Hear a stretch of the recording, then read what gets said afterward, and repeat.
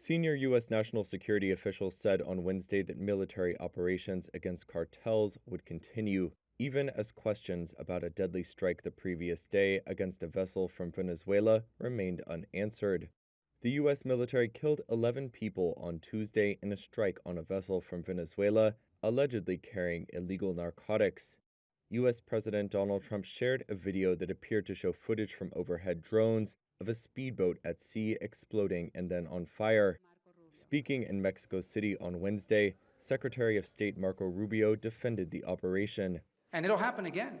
Maybe it's happening right now, I don't know. But the point is, the President of the United States is going to wage war on narco-terrorist organizations. This one was operating in international waters, headed towards the United States to flood our country with poison. Meanwhile, U.S. Defense Secretary Pete Hegseth said on Fox and Friends that, quote, anyone else trafficking in those waters who we know is a designated narco-terrorist will face the same fate. Trump said on Tuesday, without providing evidence, that the U.S. military had identified the crew of the vessel as members of Venezuelan gang Tren de Aragua, which Washington designated a terrorist group earlier this year. On Wednesday, he told reporters in the Oval Office that drugs were found on the boat. On the boat, you had massive amounts of drugs. We have tapes of them speaking. It was massive amounts of drugs coming into our country to kill a lot of people. The Pentagon has not released specifics about the crew, nor why it chose to kill those on board.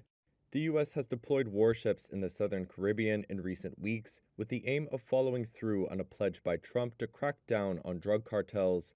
Venezuelan officials have said the Caribbean buildup is meant to justify an intervention against them, with President Nicolas Maduro accusing Trump of seeking regime change.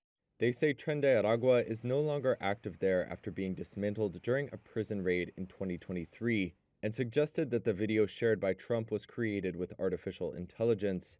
Initial checks on the video by Reuters did not show evidence of manipulation. Presidents of both major U.S. parties have, in the past, asserted the authority to use the military for limited strikes when there is a threat to the United States.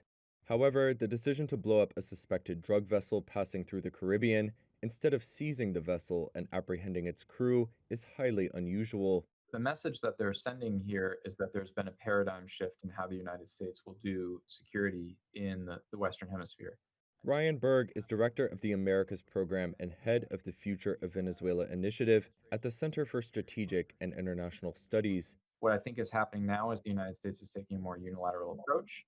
And I think the message from the administration there is these are foreign terrorist organizations. The rules of engagement have changed.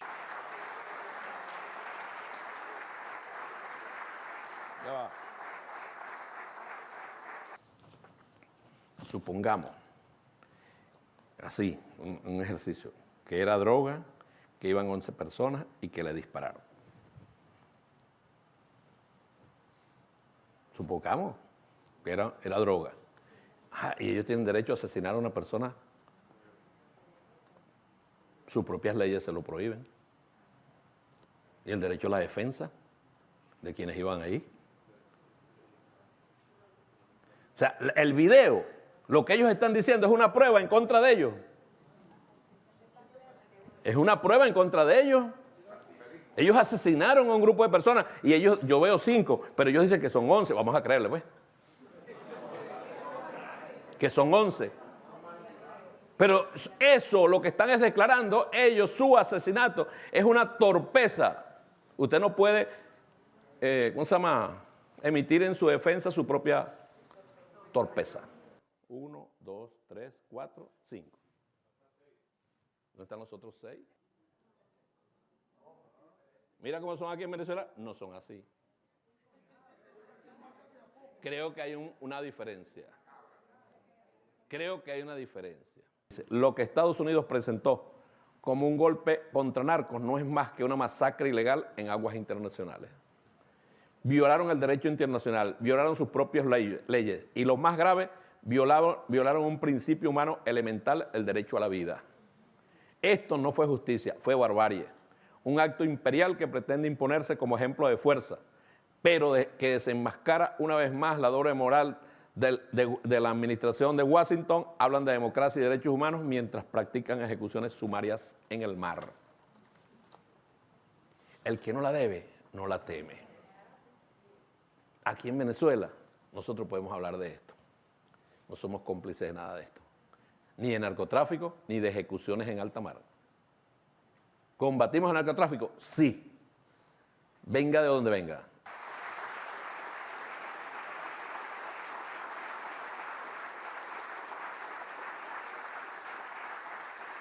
Fueron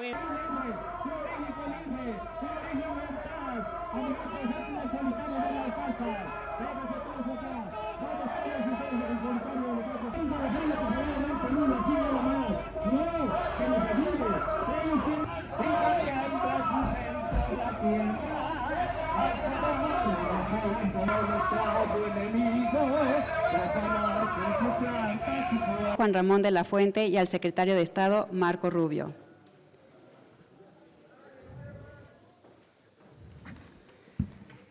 Good afternoon. Mr. Secretary and Mr. Secretary, I want to start a vessel that was destroyed by the U.S. military. There's still. Interdiction doesn't work because these drug cartels, what they do is they know they're going to lose, 2% of their cargo. They bake it into their economics. What will stop them is when you blow them up, when you get rid of them. So they were designated as what they are narco-terrorist organizations. So the same information and the same intelligence mechanisms with maybe a higher focus was used to determine that a drug boat was headed towards eventually the United States. And instead of interdicting it on the president's orders, he blew it up. Weapons to reach narco-terrorist organizations in Mexico and across Latin America. And it'll happen again. Maybe it's happening right now, I don't know. But the point is, the President of the United States is going to wage war on narco-terrorist organizations. This one was operating in international waters, headed towards the United States to flood our country with poison. And under President Trump, those days are over. A nuestros invitados, medios de comunicación y a quienes nos siguen por redes sociales a la conferencia conjunta del canciller. Pero just briefly, we had an excellent meeting with President Sheinbaum and Foreign Minister de la Fuente. In fact, we've had a great relationship with the government of Mexico during the 8 months of the Trump presidency. It is the closest security cooperation we have ever had, maybe with any country, but certainly in the history of U.S.-Mexico relations. El marco legislativo que rige la vida de uno y de otro país y los gobiernos de México y Estados Unidos reafirman nuestra cooperación en materia de seguridad, la cual se basa en los principios de reciprocidad, respeto a la soberanía e integridad territorial, responsabilidad compartida y diferenciada, así como en la confianza mutua. Que tengan una excelente tarde.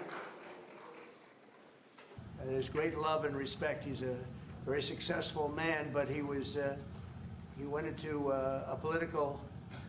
Can you give us a sense of what the U.S. policy or what you're trying to achieve with the aircraft carriers, or the boats, I should say, in near Venezuela, and also the boat that you mentioned yesterday where 11 people were killed? What was found on that boat, and why were the men killed instead of taken into On the boat, you had massive amounts of drugs. We have tapes of them speaking. It was massive amounts of drugs coming into our country to kill a lot of people.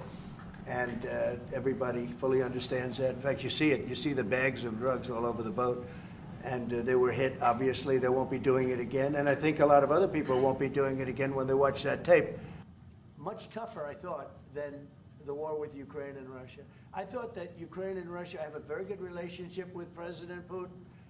Venezuela's been a very bad actor. They've been, as you know, they've been sending millions of people into our country, many of them Tren de Aragua, some of the worst gangs, some of the worst people anywhere in the world in terms of gangs. And we had some in Washington, D.C. We took care of them very quickly, but they're out of here. They've gone. But Venezuela's been very bad, both in terms of drugs and sending some of the worst criminals anywhere in the world into our country. Friends of mine that haven't gone to a restaurant in 4 years, one of them went out 5 times in the last.